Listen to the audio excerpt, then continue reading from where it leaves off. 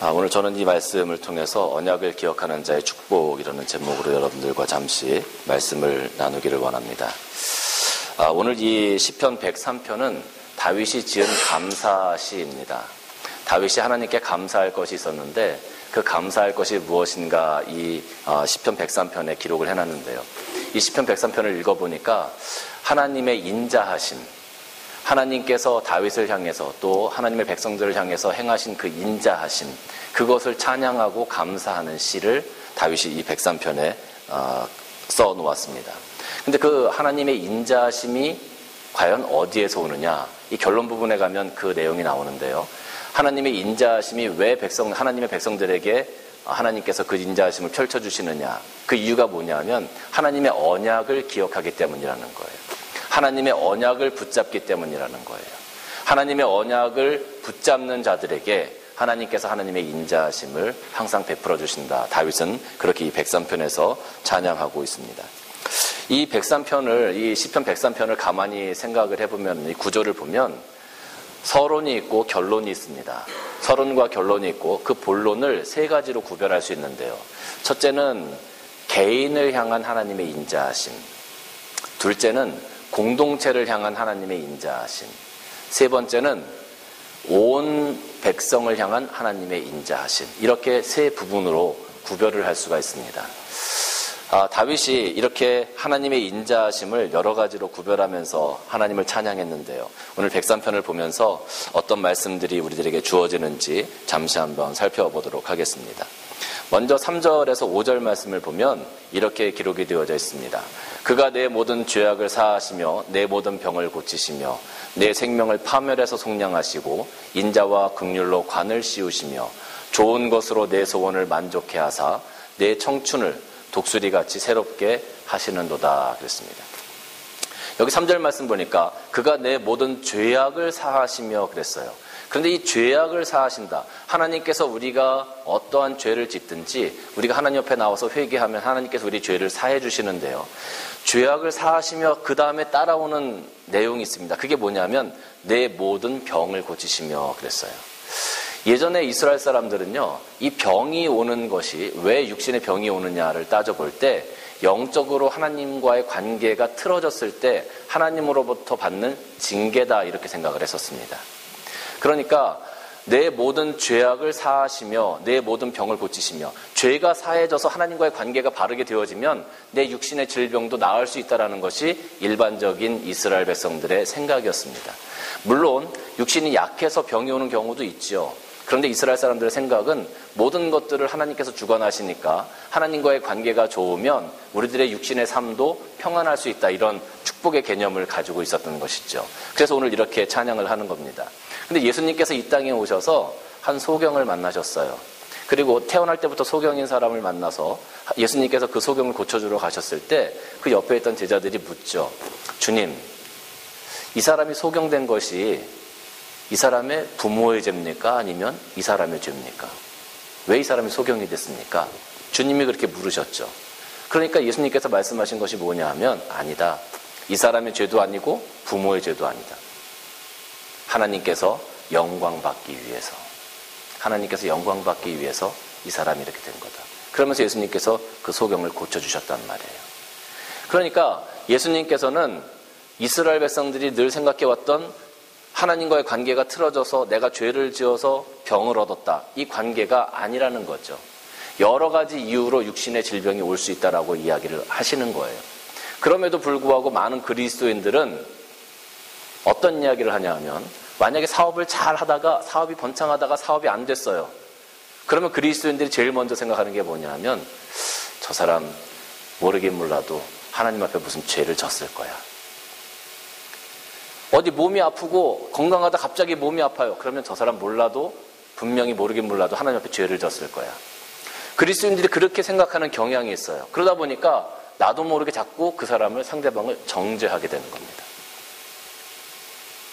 뭔가 잘못되면 예수님을 믿으면 우리는 다 잘 되어야 되고 축복받아야 된다, 이런 삶을 살아야 된다라고 생각을 하다 보니까 뭔가 잘 안 되면 뭔가 축복받지 못한 것처럼, 뭔가 안 되면 무언가 하나님과의 관계가 틀어진 것처럼 그렇게 생각해서 사람들을 정죄하는 경우가 종종 있게 된다는 거죠. 근데 예수님께서 하시는 말씀은 그게 아니라는 거예요. 여러 가지 이유 때문에 그런 일들이 생길 수 있고 예수님이 그 소경을 긍휼히 여겨주신 것처럼 우리가 살아가면서 어떠한 불행한 일들이 생기든지 혹은 어려운 일이 생길 때 그것을 정죄하기보다는 오히려 예수님께서 소경을 고쳐주신 것처럼 그들에게 찾아가서 위로하고 그들을 품어주고 그들을 안아줄 수 있는 그런 사랑이 우리들에게 필요하다라는 겁니다. 자, 다시 본문으로 돌아가면요. 어쨌든 다윗은 내 모든 죄악을 사하시며 내 모든 병을 고치시며, 그러니까 죄악을 사하셨으니까 병 고치는 것이 따라오는 겁니다. 내 생명을 파멸해서 속량하시고 인자와 긍휼로 간을 씌우시며 그랬어요. 병이 들면 사람이 죽어가게 되죠. 몸이 연약하게 되어지죠. 내 생명을 파멸해서 속량하시고 하나님께서 너에게 새로운 생명을 주셔서 너로 하여금 새로운 삶을 살아가게 하신다는 거예요. 5절 말씀 보니까 좋은 것으로 내 소원을 만족하게 하사 내 청춘을 독수리같이 새롭게 하시는 듯. 좋은 것으로 내 소원을 만족하게 하신다 그랬어요. 여러분, 병든 사람들, 몸이 아픈 사람들의 소원이 뭘까요? 완쾌되는 것 아니겠습니까? 건강 아니겠습니까? 학생들의 소원이 있다면 뭘까요? 공부를 잘하고 좋은 대학에 진학하는 것이 소원일 수 있을 겁니다. 직장 다니시는 분들의 소원은 무엇일까요? 6시 땡 하면 퇴근하는 것일 수도 있고요. 아니면 승진을 해서 좋은 위치에 올라가시는 것일 수도 있습니다. 비즈니스 하시는 분들은 비즈니스가 더 잘 돼서 여러 가지 소원들이 있을 수 있겠죠. 하나님의 인자하심, 하나님의 언약을 붙드는 자에게 하나님께서 이러한 축복을 주시는데, 이러한 인자하심으로 함께 하시는데, 여기 보면 좋은 것으로 내 소원을 만족하게 하신다 그랬어요. 여기서 좋은 것이라고 하는 것은 나에게 좋은 것이 아니에요. 내가 생각하는 좋은 게 아니에요. 이게 누구에게 좋은 것일까요? 하나님께. 하나님 보시기에 가장 좋은 것으로, 하나님 보시기에 가장 좋은 때에, 우리는 기도할 때 그러죠. 하나님, 왜 빨리 응답해 주시지 않습니까? 하나님, 왜 하나님 빨리 저에게 좋은 것으로 채우시지 않습니까? 하나님, 왜 빨리 제 삶을 바꿔주시지 않습니까? 그런데 여러분, 우리가 알아야 될 것은요, 우리가 좋은 때, 우리가 좋아하는 것으로 하나님께서 채우시는 것이 아니라 하나님 보시기에 가장 아름답고 하나님 보시기에 가장 좋은 때, 하나님 보시기에 가장 선한 것으로 채우시는 것이, 그것이 복된 것임을 우리는 분명히 기억해야 할 것입니다. 다윗은 출애굽기 20장 5절 6절 이 말씀을 잘 알았던 사람인 것 같아요. 뒤에 가면 이 말씀이 또 나오는데요. 뭐라고 기록되어져 있냐면, 그것들에게 절하지 말며 그것들을 섬기지 말라. 나 내 하나님 여호와는 질투하는 하나님인즉 나를 미워하는 자의 죄를 갚되 아버지로부터 아들에게 3, 4대까지 이르게 하거니와 나를 사랑하고 내 계명을 지키는 자에게는 1000대까지 은혜를 베푸느니라 그랬어요. 여기 보세요. 하나님께서 저주를 하시고 정죄를 하실 때는 몇 대까지? 3대까지. 근데 은혜를 주시고 인자를 베푸시고 축복을 하실 때는 몇 대까지? 1000대까지. 여기서 사실 3, 4대, 1000대 이렇게 숫자로 나와 있으니까 정말 3대면 나, 아들, 손자까지 하나님께서 저주를 하신다는 건가? 이게 숫자적인 의미가 아니라요. 하나님의 속성은, 하나님의 성품은 징계하고 저주하시는 분이 아니라 하나님의 성품은 인자하셔서 기다리시고 사랑해 주시고 끝까지 참으시는 분이라는 것을 오늘 여기서 말씀하고 있는 거예요. 지금 이 말씀을 가지고 다윗이 하나님을 찬양하고 있는 거예요. 여러분, 다윗은 사실 훌륭한 이스라엘의 왕임에 틀림이 없어요. 그런데 다윗이 많은 죄를 졌어요. 자기가 가장 신임했던 그 우리아라는 신복이 있었죠. 그 우리아를 죽게 하고 그 아내 밧세바를 취했죠. 다윗이 인구조사를 했습니다. 하나님을 의지하지 않고 자기의 군대를 의지하기 위해서 인구조사를 해서 약 7만 명의 사람이 하나님의 징계로 죽었어요. 아마 여기 기록되진 않았지만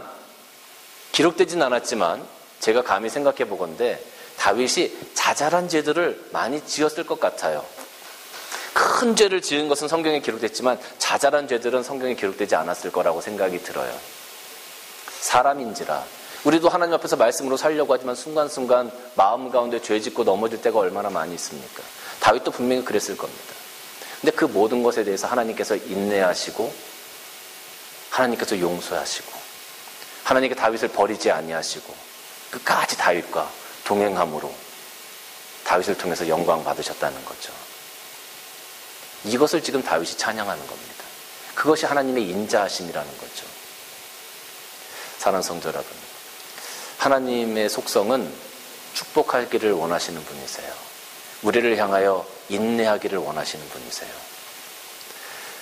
아까 말씀하신 것처럼 하나님께서 저주하는 자는 3, 4대, 하나님께서 축복하는 자는 1000대까지 축복하신다는 이 말씀을 하나님께서 나를 향하여 지금도 참으시고 인내하시고 축복하시기 위해서 나를 부르시고, 그런 하나님이라는 것을 우리가 분명히 알고 그 언약을 붙잡으면 오늘 하나님의 인자하심이 여러분의 삶 가운데 이루어질 줄로 믿으시기를 주님의 이름으로 간절히 축원합니다. 두 번째는 공동체를 향한 하나님의 인자하심이 있어요. 제가 오늘 이 말씀을 보면서 참 제가 은혜를 많이 받았는데요. 한번 같이 보겠습니다. 자주 9절부터 말씀 보면, 자주 경책하지 아니하시며 노를 영원히 품지 아니하시도다. 우리의 죄를 따라 우리를 처벌하지는 아니하시며 우리의 죄악을 따라 우리에게 그대로 갚지는 아니하셨습니다. 이는 하늘이 땅에서 높은 같이 그를 경외하는 자에게 그의 인자하심이 크심이로다 그랬어요. 여러분 여기 보세요. 자주 경책하지 아니하시며 그랬죠. 경책한다라는 말을 제가 찾아보니까 질책한다, 죄를 묻는다, 이런 의미가 있어요. 죄를 묻는다. 그러니까 우리가 잘못했을 때마다 하나님께서 너 이거 잘못했네? 왜 이렇게 했어? 이렇게 야단치는 분이 아니라는 거예요. 사실 우리가 자녀들을 키워봐서 알지만 아이들이 자꾸 실수하고 잘못하면 우리가 자꾸 야단치게 되잖아요. 나도 모르게 아이들이 잘못하면 이거 왜 이렇게 했어? 막 이렇게 야단치고 막 그렇게 하잖아요. 저도 강아지 얘기를 해주셔서 집에 강아지가 2마리 있는데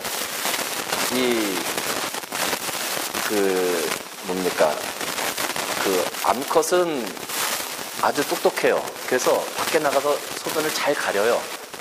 수컷도 밖에 나가서 소변을 잘 가리는데 이 수컷은 수컷 나름대로의 그 특별한 행동이 있어요. 오줌을 여기다 조금씩 찔기면서 다녀요, 다. 그러니까 집안에 자기 거다 생각되는 데는 오줌을 이렇게 조금씩 찔기면서 다니는 거예요, 수컷이. 수컷의 향기를 남겨놓더라고요. 내 거라고 찜을하는 것 같아요. 그러니까 소파에도 찔끔하고 가구 있는데도 찔끔하고, 어떤 때는 제가 뭐 이렇게 좀 아끼고 있는 신발 같은 거 있으면 거기 와서 찔끔하고 가고 막 그래요, 수컷들이.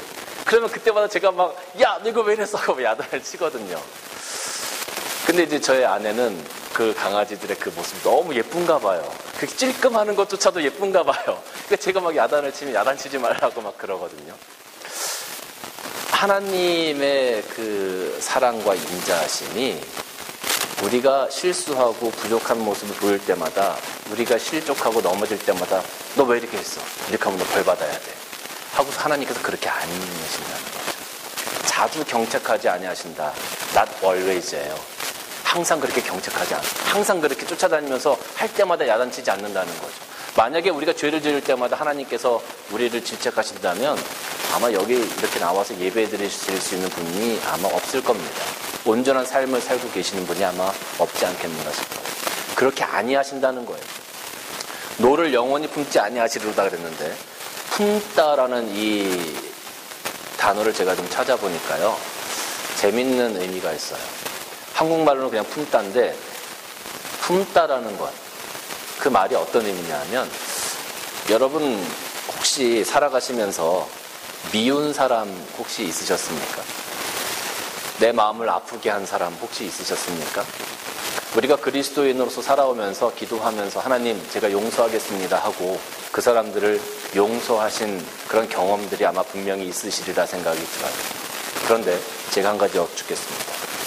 여러분들 정말 그분들 용서하셨다고 말씀하시고 그렇게 내가 용서했노라고 하나님 앞에 기도하셨지만 그 사람들을 생각하면 마음이 정말 기쁩니까? 내가 용서하긴 했는데, 용서했다고 분명히 하나님 앞에 기도하면서 다 털었다고 했는데 그 사람을 생각할 때 정말 마음이 기쁩니까? 아니면 그 사람을 생각하면 여전히 뭔가 좀 마음에 섭섭한, 뭔가 좀 마음에 찝찝한 그런 것들이 남아있습니까? 아마 대부분 두 번째가 아닐까 싶습니다. 우린 사람이기 때문에 어쩔 수 없는 거예요. 사람이기 때문에. 근데 하나님께서는요, 그런 섭섭한 마음조차도 품지 않으시겠다 그랬어요. 그런 섭섭한 마음, 그게 여기 품다의 그 의미예요. 하나님께서 독생자 아들 예수 그리스도를 이 땅에 보내셨습니다. 우리의 죄를 용서하시기 위해서, 하나님의 나라가 무엇인지 알게 하시기 위해서 하나님은 최선의 것을, 최고의 사랑을 우리들에게 보내주셨어요. 근데 우리는 어떻게 했죠? 하나님께서 보내신 그 아들 예수 그리스도를 붙잡아 채찍질하고 십자가에 못 박아 죽였어요. 근데 하나님은 우리가 그런 죄악을, 우리가 그런 실수를 하고 잘못을 했음에도 불구하고 그것을 질책하지도 않고 그것에 대한 섭섭한 마음도 품지 않겠다라고 말씀하십니다. 이게 얼마나 큰 사랑입니까? 이스라엘 백성들이 하나님께서 출애굽시키셨을 때 10가지 재앙을 경험했잖아요. 하나님이 어떠한 분인지 분명히 알았잖아요. 근데 홍해바다 앞에 와서 어떻게 했습니까? 앞으로 더 나아갈 수 없음을 보고 애굽 백성들이 뒤에서 쫓아오는 것을 바라보면서 모세를 원망하는 하나님이었습니다. 광야를 지나오면서 먹을 것이 없어서 만나와 메추라기를 내려주시고 했음에도 불구하고 마실 물이 없다고 원망했던 사람들. 가나안 땅에 들어가기 전에 12 정탐꾼을 보냅니다. 근데 10사람이 와가지고 뭐라고 이야기하냐면 우리는 저 가나안 땅에 들어갈 수 없다. 왜? 거기는 거인들이 살고 있고 우리가 그 사람들 보기에는 메뚜기와 같다. 이렇게 보고를 하니까 이스라엘 백성들이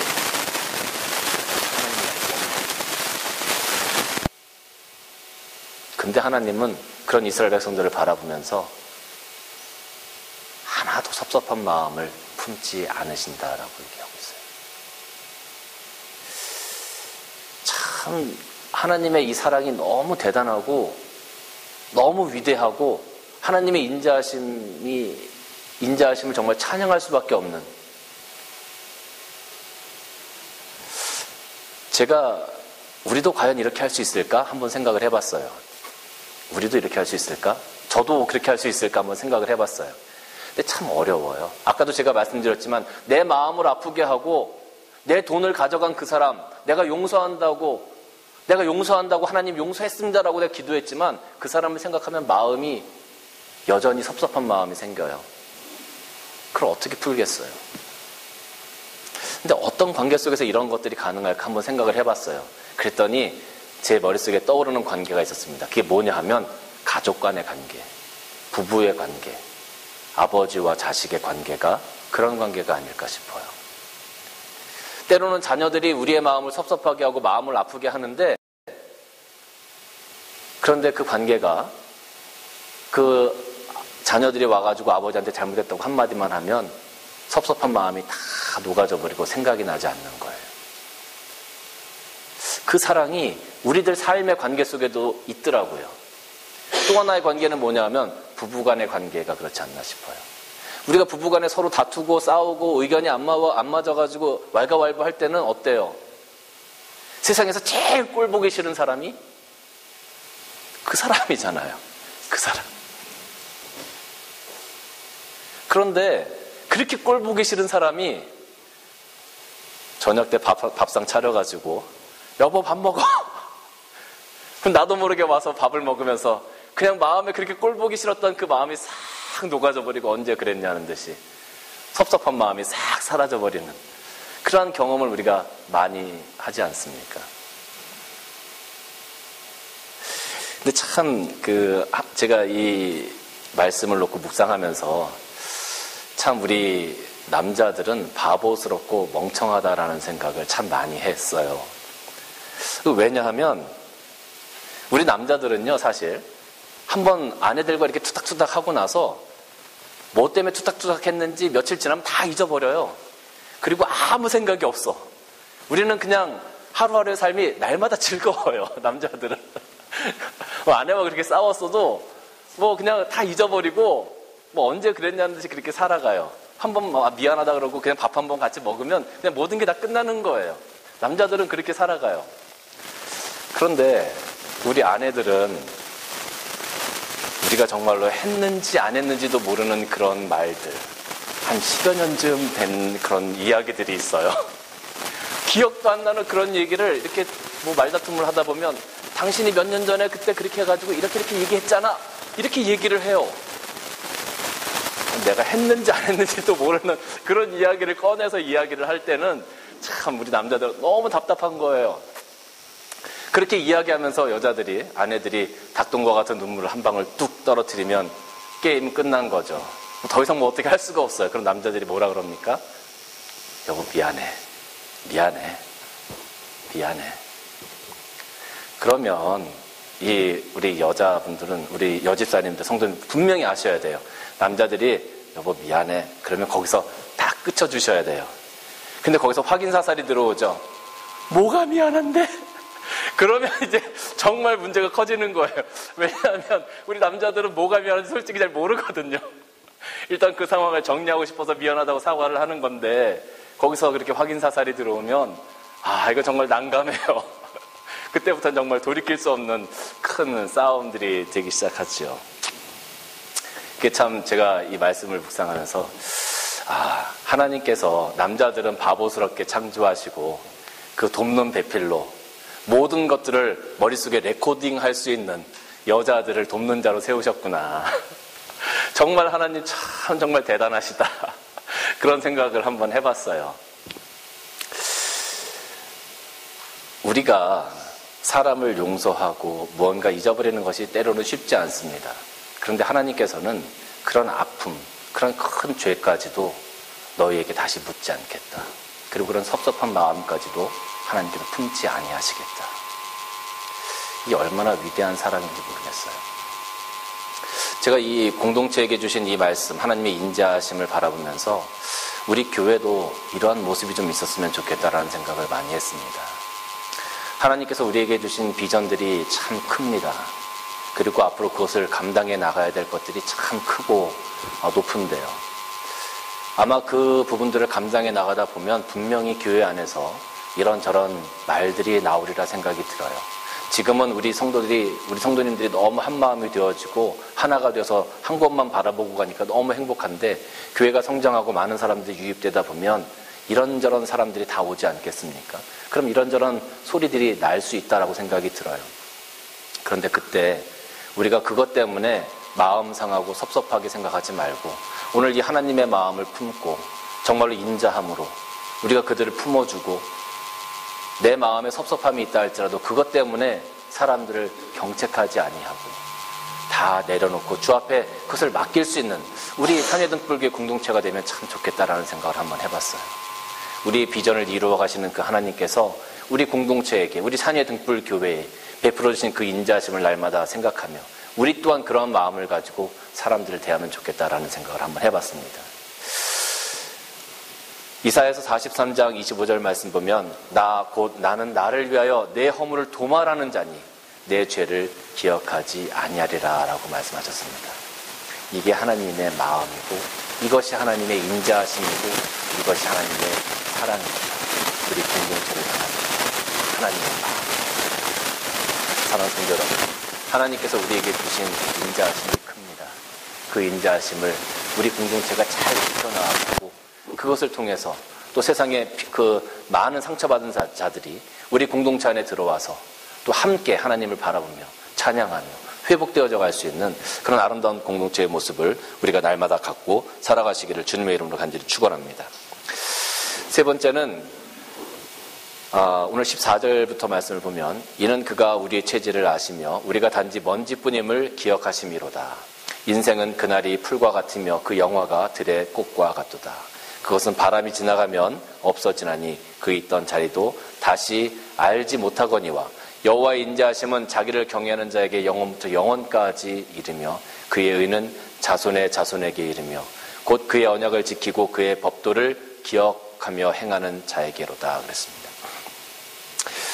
오늘 이 말씀은 모든 공동체들에게, 세상에 있는 모든 자들에게 적용되어지는 말씀입니다. 자, 오늘 여기 다윗의 이야기를 보면은요, 다윗은 우리 인생을 들의 꽃에 비교했습니다. 들꽃들이 막 피어나서 며칠 지나면 그 들꽃들이 시들게 되어지죠. 사라지게 되어지죠.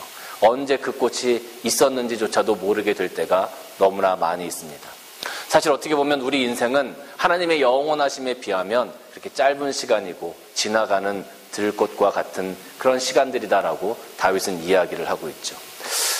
그럼 그런 들꽃과 같은 잠시의 인생을 살아가면서 우리 많은 사람들이 항상 집중하는 것이 있어요. 무엇에 집중하냐 하면 이렇게 들꽃처럼 사라져갈 수밖에 없는 세상 것들에 자꾸 집중하고 살아간다는 것이죠. 다윗은 그것이 참 허탄한 인생이다라고 이야기하고 있는 겁니다. 그것이 참 덧없는 인생이다라고 생각을 하고 있는 겁니다. 여러분, 며칠 피었다 며칠 후면 지어져 버리는, 사라져 버리는 그 들꽃에게, 그 들꽃이 정말 3일 동안은 내가 세상에서 제일 아름다운 꽃이야, 내가 세상에서 최고야 라고 이야기할 수 있지만 그 잠시의 시간이 지나가고 나면 아무것도 남지 않듯이 우리가 이 땅에서 70, 80, 100세를 살아간다고 해도 하나님의 영원하심에 비하면 그것은 들꽃보다도 못한 헛된 시간이다. 다윗은 우리가 바라봐야 할, 우리가 붙잡아야 할, 우리가 만나야 할 대상이 누구인지 지금 이곳에서 이야기하고 있는 겁니다. 들꽃처럼 사라져버릴 이 세상의 것이 아니라 오늘 여기 17절부터 말씀 보면 여호와의 인자하심은 자기를 경외하는 자에게 영원부터 영원까지 이르며 그의 의는 자손의 자손에 이르기까지 곧 그의 언약을 지키고 그의 법도를 기억하며 행하는 자에게로다라고 고백하죠. 여호와의 인자하심이 영원하다. 이 영원한 인자하심, 그 인자하심을 받아 누리고 그 인자하심의 주체가 누구인지 그분을 만나야 된다는 것이죠. 얼마 후면 사라져버릴 이 세상의 것들이 아니라 하나님께서 심판하실 때 모든 것들이 다 불살라져 버리는 이 세상의 것이 아니라 불사름이 있다 할지라도 그 불사름 가운데 꽃처럼 피어날 수 있는 예수 그리스도의 십자가를 붙들고 우리가 오늘 이 땅에 살아가야 된다는 것을 다윗은 우리에게 이야기하고 있는 겁니다.